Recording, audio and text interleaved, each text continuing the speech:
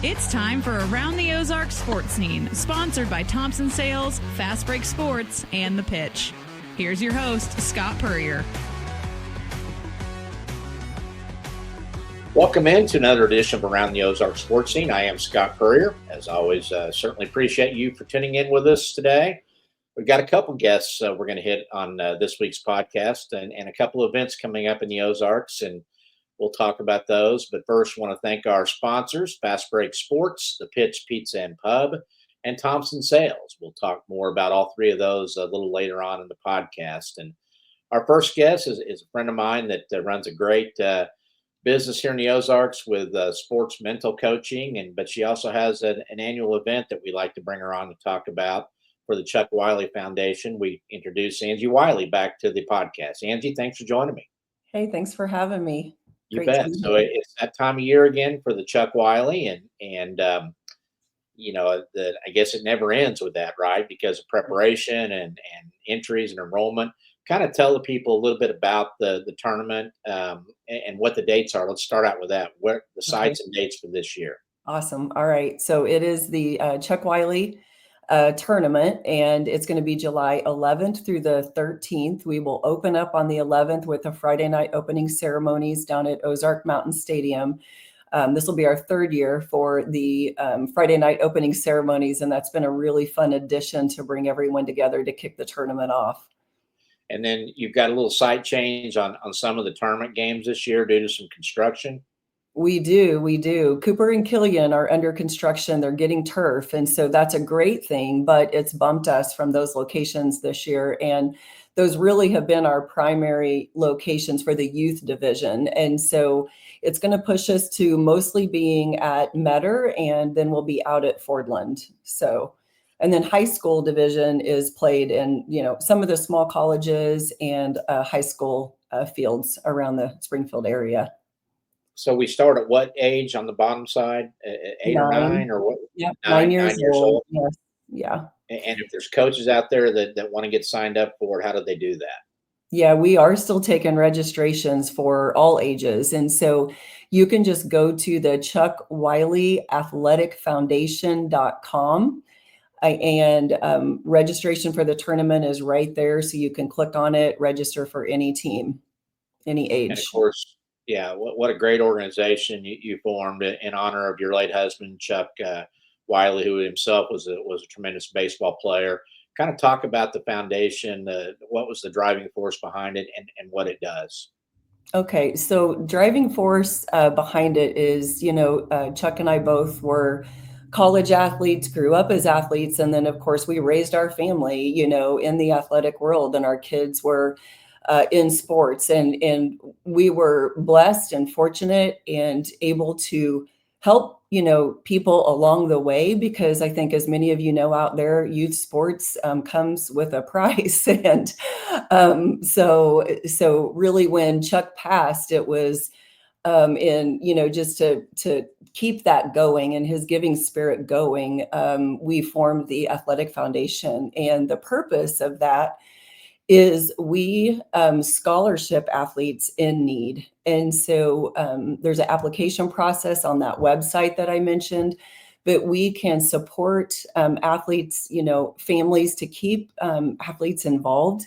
And obviously, just being in sports is near and dear to me. I know what it does, the developmentally for our youth. And it's so important that it shouldn't just be a privilege to keep kids in sports. We want to try to keep, all kids in sports and give them that opportunity, because it develops you in so many different ways. And so, so we offer that scholarship. It could be anything from helping someone get a bat and glove, or, and we do help all sports, all the way to, volleyball dues for the year. So we kind of really so far have run the gamut of where we're able to help keep athletes involved. And it's so expensive now. Everything's expensive, travel, restaurants, all of it.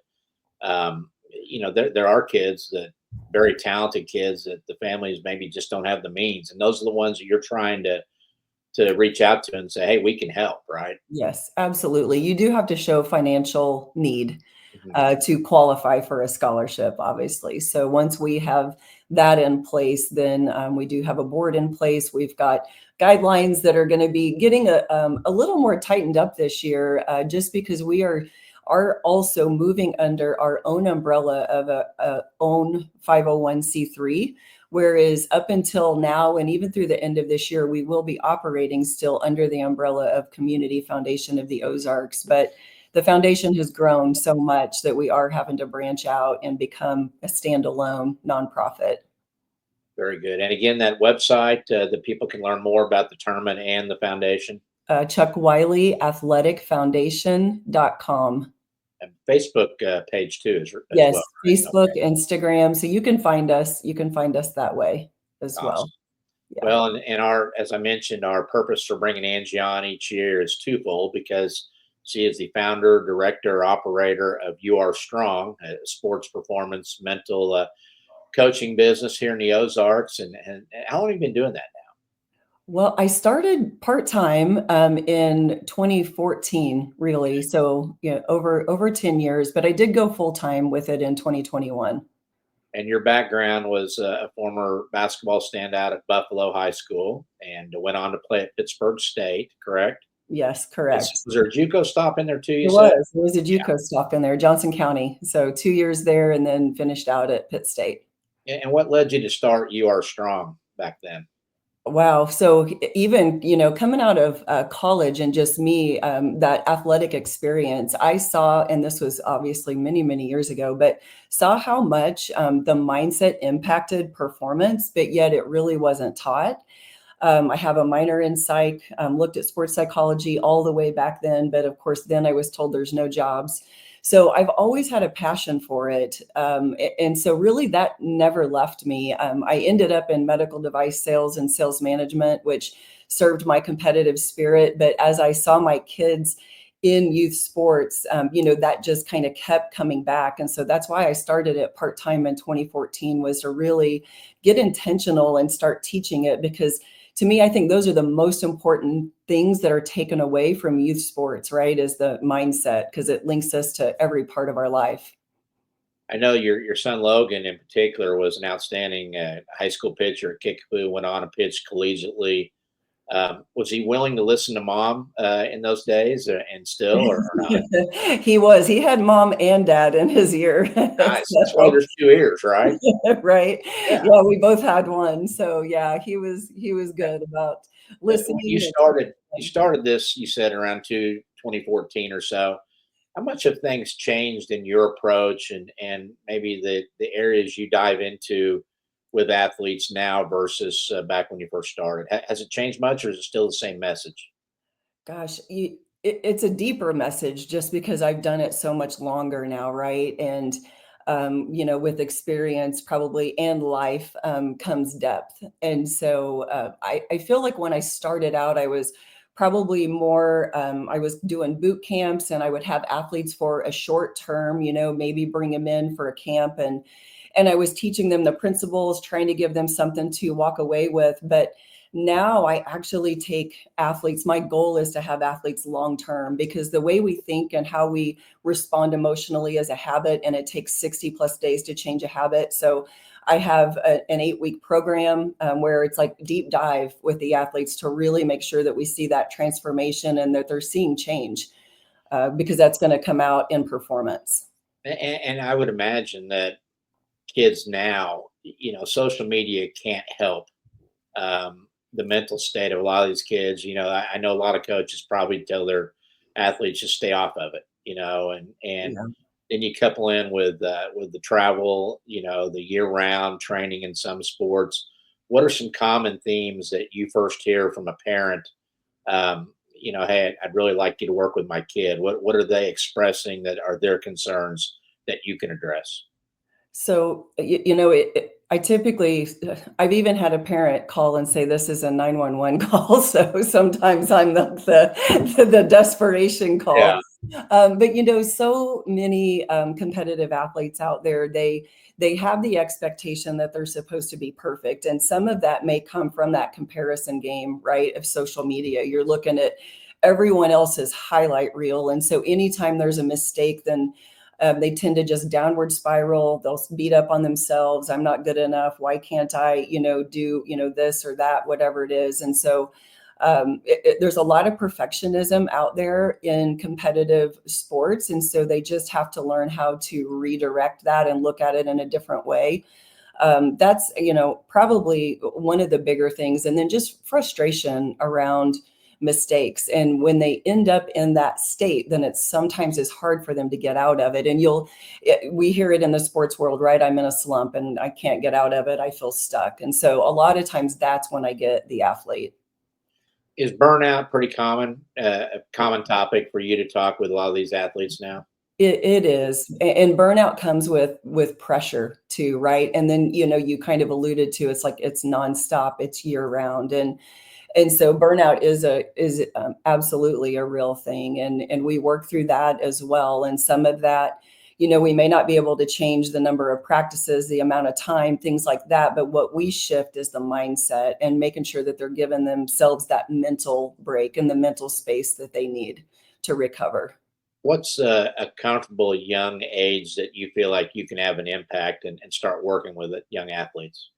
In general, I say middle school through high school. Now, I will say I've had highly competitive athletes at 9. Now, when I work with a 9-year-old, mom and dad are sitting right there with them. Right. So I'm not working one-on-one with an athlete at the age of 9. Typically the parent's sitting right there. So they're taking it in as well. And I think one of the coolest things is you don't just work with individuals, you'll work with entire teams. Yeah, I know that Yes. John Perry at Nixa Football this year swears by your work. You get up early and go talk to the team at their team meetings. And of course, they went on and played for a state championship. I believe Marshfield Lady Jays basketball, correct? Yes. Among those, they went to the Final Four, I believe, this year. And how is your message or your approach? Is it different with a full team in a room versus that individual you may be doing a face-to-face or a Zoom call with? I start off with the same principles, right? Because you got to start with yourself. And so making sure that each individual athlete's mindset is where it needs to be. But then, yes, in that team setting, I'm able to address teamwork and what does that look like? And how do you, the power of when every individual rises themselves, then collectively you're going to get the team to rise. And so that is the ultimate goal. And teamwork principles are able to be built in that. So I am able to take it to another level, when I'm working with a team. Is it true or false that you put Jackson Cantwell in a trance and told him to pick Miami? I had nothing to do with that. I saw you at the announcement, and he would be I guess, a perfect case study of the pressures of today's athlete on steroids, basically on super level, because Absolutely. of the calls and the contacts and the attention he had received and stuff. When you look at him, and you had him in that room with Nixa Football, with your work with them, is it just kind of amazing that he is still sane after everything he went through? Yeah, and you don't see a lot of emotion, out of him. And so I feel like he's a sponge taking it all in. But what I do know is that he's got incredible support through mom and dad at home, right? So his foundation is strong. And then the years that he's spent with Coach Perry and just what that program does to build, young people. Mentally, as well as the physical game. So they kind of really touch on every gamut. But yeah, he would be the one that's absolutely completely been through it. Well, and a 33 ACT as an eighth grader. I mean, there's a lot of wheels turning inside that head. Yes, there is. And we should point out that your scope of your business is not just here in the Ozarks, but you've had kids regionally as well, right? Yes, actually, yeah. I work nationally just because I can be virtual. So just like this, Yeah. work one-on-one with athletes all across the country. What you have a new program coming up, I guess, this summer, or getting ready to start some sessions? Yeah, so I am actually, my 8-week program has become pretty automated. And I made that change because I was having athletes trickle in. And when you need the work, you need the work. And so what I found was I'd have an athlete come in and I wasn't starting a program and, for another 2 or 3 weeks, but they needed it. So it really, it's actually going to be, launching within the next few days, my new website. They can get on, you can start the 8-week program right away. You still have access to me through group coaching calls, one-on-one coaching. So that program, again, that's automated. I've got a membership now, which helps keep athletes in it. Because once you go through that 8-week program, you can't just be done, right? And so it's a really low-end program. I call it Strong 365. It keeps us connected. It keeps you on top of your mindset and mental game so you don't fall off. Is there a 911 number for you? I mean, if a kid has a meltdown at a night and mom or dad calls and says, Angie, we need you stat. How do you handle that? Is it the next day? What do you do in those cases? I would say I have flexibility in my schedule, and I have had more than one call at 10 o'clock at night. I have weekend calls. So, when I'm working with athletes one-on-one, they kind of do end up with access to me. So What is that initial meeting with you like? Is it kind of a discovery session for you almost, or how do you approach that? it is with the athlete or with the parent? Both. Both. Yeah. So Is it separate or is it at the same time? Do you meet with Um, them? I have done it together, but a lot of times that initial call comes from the parent, like, this is what we've got going on. This is what we're seeing. They want a little bit better understanding what I do, what would that look like? And then, from there, then a lot of times I'll go ahead and have that conversation with the athlete. And obviously I want to connect with the athlete to start, and I want to hear them, I want to hear them out. So I listen a lot to begin with, and then I do give them tools right away to start working on and, get to work on the mindset. So I think one of the coolest things is, you'll go out and support those athletes too if you have an opportunity. Go watch them play, and that probably helps you too, doesn't it? Get a feel for their skill level, their expectations, what's going on in the stands, maybe with mom and dad. Because yeah. not gonna lie, mom and dad just might be part of the problem in some of these cases, right? Yes, yes. Is that Yeah. hard to tell them that? If you see that, is it hard for you to tell them as a client, hey, dad, pump the brakes here a little bit? S- Um, it- I have had that conversation. I will say that. I really encourage parents to go through my program with the athlete, even if it's separate, because I think that they will see some of that in what I'm saying to the athlete, because I address different styles of coaching, different styles of parenting, teammate issues. So I'm kind of touching on all of the challenges. So my hope is that parents see themselves in there. And then that also gives me an in to have that conversation with the parent as far as maybe where some of those challenges are coming from. How were your parents when you were an athlete, and then how are you as a parent when your kids were coming up? How would you? What kind of grade would you give? Yeah, well, my parents get an A.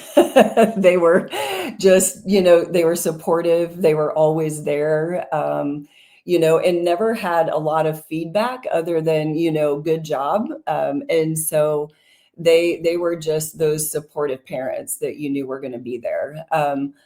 I don't know what I would have. My kids would have to grade me, right? I can't grade me. I tried to be the supportive parent. I probably offered more feedback than what my parents offered, especially if they were in, a sport that I had played, but also from a mindset standpoint, they've probably always kind of had me in their ear. So And it's important to note that the things that you teach them or try to get across to them are not things that just apply to athletics, but they'll apply to them in college and in their work life after that. And do you get calls from businesses too in this regard? Hey, we need some help. We need some motivation for our people. Yeah, absolutely. And I was 22 years in the corporate sales world as a sales manager, and I think too, the one thing I saw how much the mindset affected professionals and adults, and you absolutely could tell who had it and who didn't. And honestly, that's what I get most excited about. I feel like I am a a mindset, high performance coach, kind of disguised as, teaching these young athletes. But I know through and through, I'm teaching them skills that they're going to carry through their life. Mindset's not just a part of it. It's actually weaved through everything in your life. So it's Monday morning, 6:30 a.m. I don't want to get up. I don't want to do it. It's Monday. What are you going to tell me? Get up. Get up. My brain paid for that. I paid you to tell me to get up. That's great. No. we probably would have to take a look at why. Like, deeper dive into that. What's right? holding you back? Yeah, we would take a deeper dive into that. So, but it would be working on your mindset so that you become your own internal coach, where you don't just listen to what your brain wants to tell you, because our brains show up in a negative way. And so when you really develop that positive internal coach, you're able to override some of that negativity. How many teams are you working with now, and are you open to taking on more teams? I am open to taking on more teams. I've had, and I haven't really promoted teams a whole lot. I worked with 4 teams throughout the last year, 1 collegiate, the other high schools. But yes, I am open to taking in more teams. So those kind of just came to me organically. And so I may, make a bigger push for more teams in the future, because I do see the impact, right? And just, again, like how much it's needed. It lets me touch more kids at one time. And is it a little different working with a 10-year-old as opposed to high school, as opposed to a college athlete, in terms of, I guess, how deep your message can become? Yes, it is.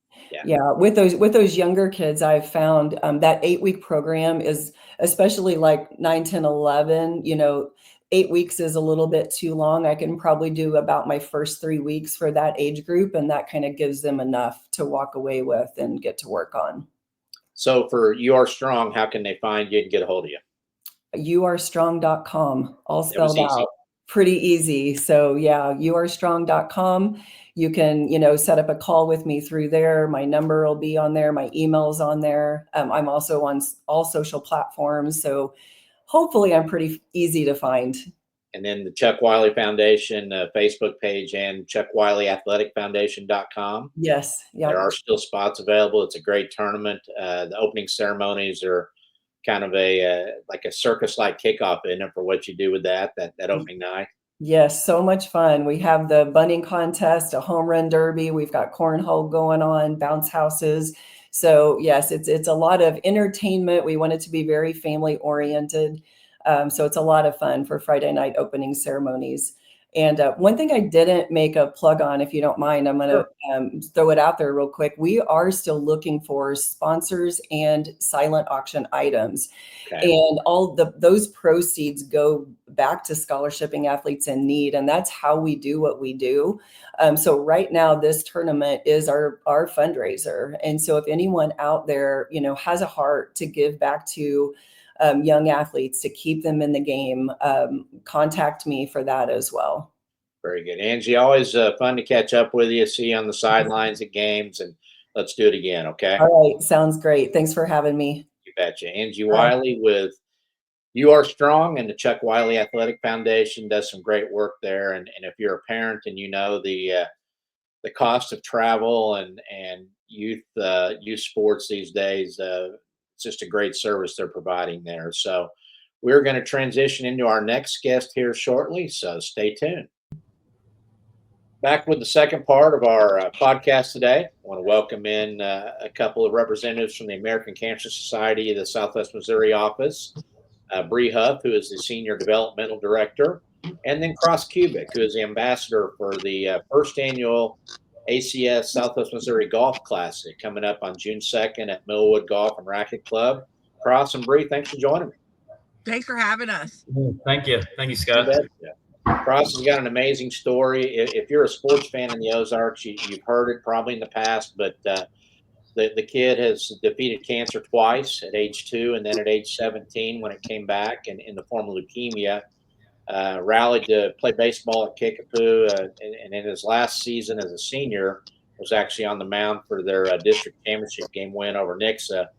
Now plays golf at Drury University, and Cross, are you graduating soon, or are you already graduated? I know you said pre-dental is in the works. Yes, I got one more year of undergrad, and then on the dental school.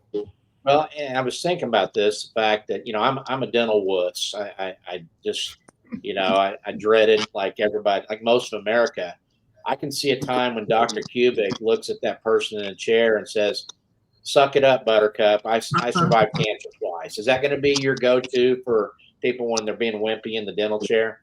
I'm probably going to try to avoid that. I don't know if that's the best patient care tactic, but I'll save that for you when you come in. That'd be great. That ought to be that's probably one of the classes you'll go through in dental school, is how to handle extremely nervous, and somebody else who was never nervous, because I watched her play basketball, Bree Huff. She was Bree Anton in high school at Ozark.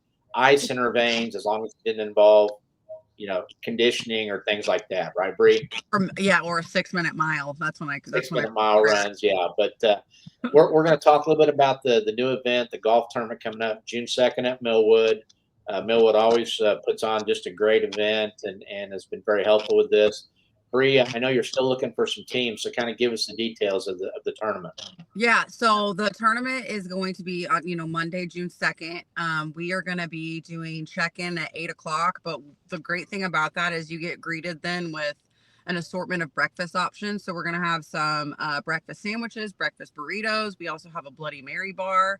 And then once you check in, you will then actually be able to have a shopping experience with some sunglasses. So our golfer gifts for this tournament include being able to pick out a pair of sunglasses from Oakley or Ray-Bans with the sunglass vendor that partners with Millwood. So that's a really, really cool and different thing, I think, compared to a lot of different golf tournaments out there.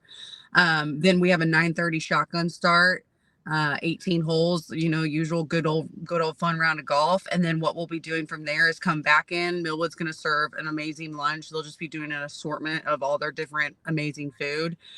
Cross will then be getting up and sharing some of his story and testimony, and there probably won't be a dry eye in there. And then we will, determine the winner and have just a really good time and raise some good money for a good cause. Cross, you were in the same meeting I was this week, and I thought the highlight was when one of the American Cancer Society members, that is in a high-profile position, asked if they can actually use a real shotgun for the start. Did you chuckle a little bit at that, like I did internally, or not? Yeah, I did a little bit. Yeah, especially if it had anything to do with Bree. Yeah, for sure. Yeah, Bree, there will not be a real shotgun, but maybe for this one they can. I'm learning. And let you shoot it. That would be great. So it's a 4-person scramble. That's true. Yeah, they did have a shotgun in that, right? So yeah. Your audio is breaking up just a hair there. Can you tell us, and again, it's a 4-person scramble at Millwood on June 2nd, morning tee time, or shotgun start. Yep. How can people sign up now at this point? Because you'll take teams all the way up till, the probably May 30th. Before at this point. What's that? I said we'll probably take teams up until May 30th would be probably a good call on that.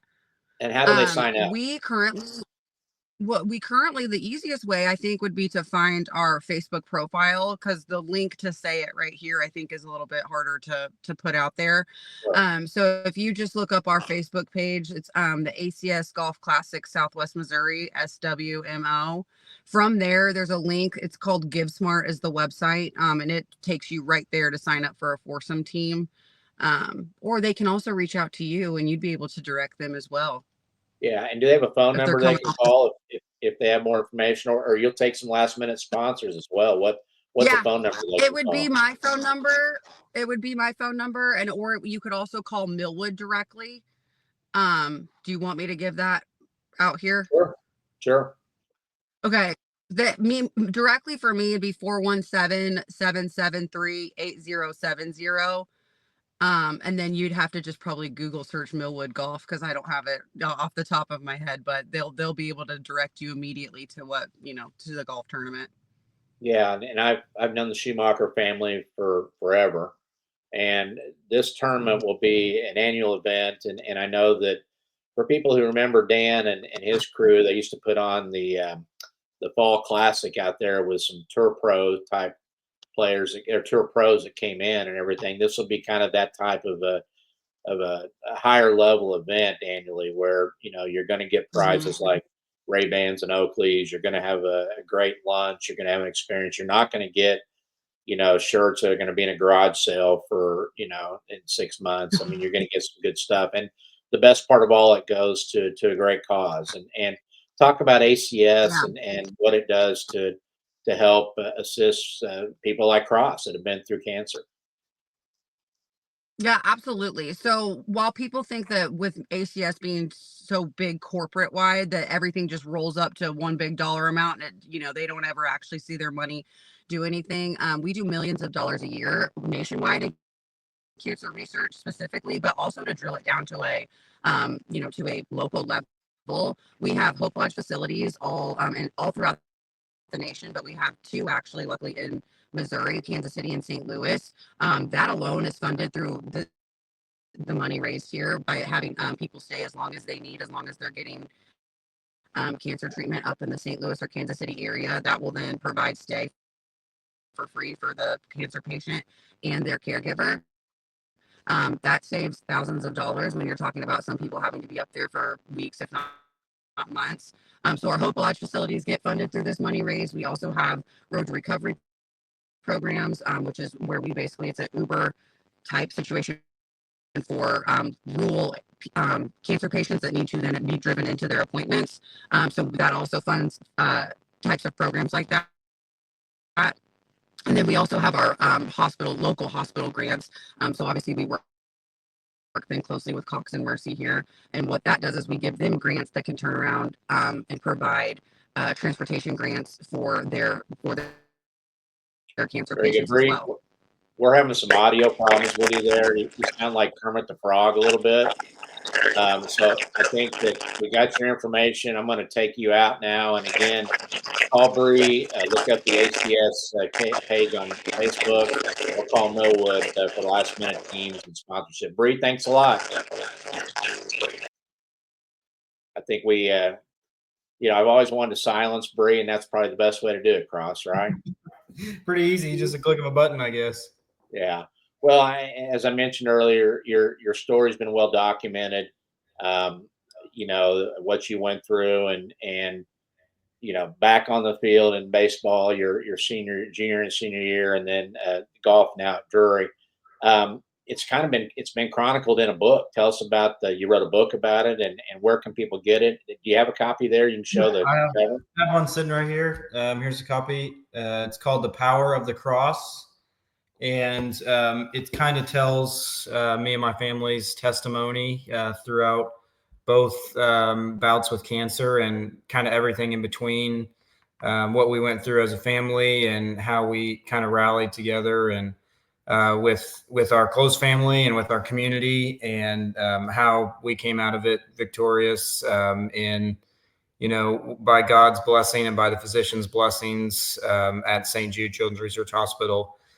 So yeah, you can get that on my website at crosskubik.com, and on Amazon if you just search Cross Kubik or The Power of the Cross. And I know it's in the Kindle library, so people, if you got a Kindle and you want to download, it's a great read there. So I know you got some amazing parents, Brian and Ashley. I joked that I saw your dad miss some blocks as a Kickapoo chief because he was checking out the dancing girl over there to make sure she was okay and stuff. But, for them to find out when you're, 17, 18 months old, Yeah. and what they went through, I know that probably is only, and then to do it again when you were 17, that probably just brought your family closer together to the point where even your bone marrow transplant was partially from your sister, correct? Yeah, it was the first time, like you said, it kind of brought my parents closer together because, it was just them and their sick kid. They had to come together, and they had to fight what was going on. And fast forward to my second cancer bout, we were all in it. I had both of my sisters there. I was old enough to, know what was going on in my body. And my sisters knew what was going on, and they knew that, it wasn't really good. And my middle sister, Creighton, who was 12 at the time, stepped up big time to be my donor. Both my sisters were both not a 10 out of 10 match to be a transplant donor. I only had one 10 out of 10 match in the entire world, and he was from Germany. And unfortunately, it was in the middle of COVID when all this was going on, so he couldn't come to the States to donate. And so they had to, a little bit of a fire drill looking for another option, and they found Creighton, who, like I said, was 12 at the time. They've never used a minor as a donor, especially one that wasn't a 10 out of 10 match. And St. Jude was thankfully one of the only hospitals in the country that specializes in haplo transplants, which is non 10 out of 10 matches transplants. And that when they're starting to prep her for giving or being a donor, they give her pretty painful shots to bring out the good cells out of the bone marrow in order to take it from her. And on that first day of collecting cells, they were looking for about 5 million cells. And the first day she gave 30 million cells. Wow. So they were able to pick out the best ones to give to me. And the rest is history. I mean, it worked out perfectly. I had no signs of GVHD, which is graft versus host disease. That's kind of when the donor cells don't take well with the recipient. And I had no signs of that. It worked out perfectly, and I had no problems whatsoever. So it was fantastic, and it was a blessing for sure. And again, we mentioned playing golf now at Drew University. Golf it's kind of a fun thing for you in high school because you were an excellent baseball player. And like most dads, it's like, okay, you play baseball during baseball season, don't mess up that swing. Yeah. I said that to both my sons, and we were probably all wrong on that. But then it became something that clearly you wanted to pursue in college. And has that been a rewarding experience for you, being a part of the college golf team at Drury? Yeah, absolutely. I had never been a part of a golf, team and group like this before in a competitive setting. So it's definitely a different vibe than, going out and playing leisure golf, but it's a whole different view, and it's insanely fun. I've made some great friends, had great connections, and I do enjoy. I love playing it. I love going out every afternoon, and, just being competitive with the guys, and for sure, it's been rewarding. Absolutely. Well, you'll be in your element on Monday, June 2nd, playing golf as part of the tournament, telling your story at the luncheon to those for the post-event luncheon. I can imagine the reaction was very positive when ACS reached out to you and asked you to be an ambassador. Was that a no-brainer? Yes, I'm in. Yes, absolutely. Me and my parents vowed to give anything and everything to anything related to the word cancer. Any program, any charity, anything along those lines, we're in 100%.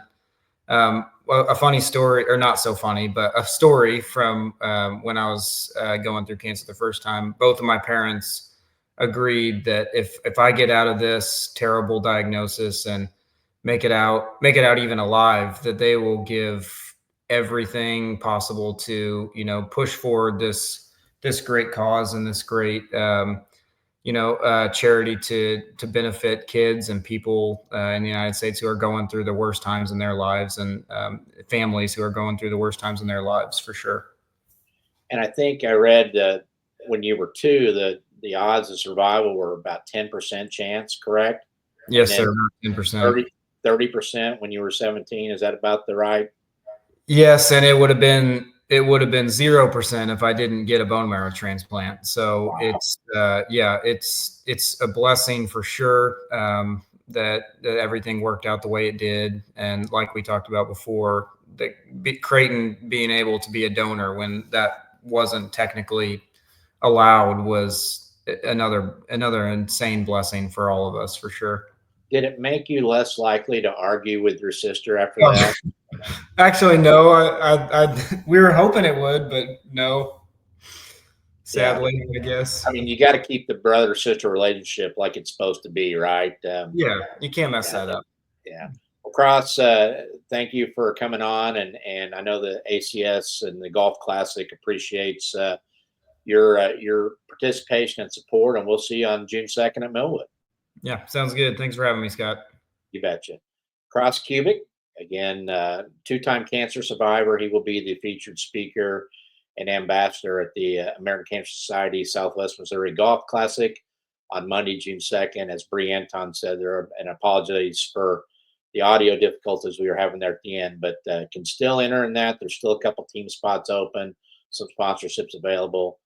Find their page on Facebook for the ACS Golf Classic to take care of that. Been a fun podcast, a rewarding podcast when you can help causes like these two we've talked about.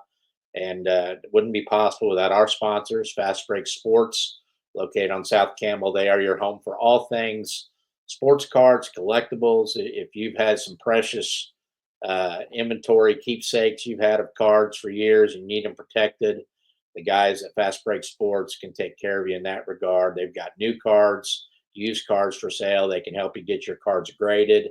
And they've got a great selection of team sports memorabilia, things for your man cave. Just a fun place to go hang out if you're a sports fan. Fast Break Sports at 3101 South Campbell. Also, the Pitch Pizza and Pub in the Southern Hills Shopping Center off East Sunshine near Highway 65. Brian Bevel and his crew. Great place to go have pizza, calzones, their appetizers, including those awesome smoked wings. Anything on the menu, grab a frosty beverage and watch some sports on their TVs in there. And if you're needing a meeting space for a special event, a networking event, what have you, give Brian a call because the Pitch Pizza and Pub has the space and the resources to take care of your group. And lastly, our newest sponsor, Thompson Sales. Of course, one near and dear to my heart since I've been buying cars and trucks from Thompson since the early 1980s when I got into Springfield. And the reason is because they treat you like family, whether it's the sales or the service department. The Thompson boys have been doing so since 1919. They're at 1555 East Independence. Go in and see Miles and Tyler and the gang there at Thompson Sales because the Thompson boys are dealing when it comes to Buicks, GMCs, and Cadillacs there at Thompson Sales. That's going to do it this week. Again, we appreciate you tuning in, and we'll see you next week on Around the Ozarks Sports Team.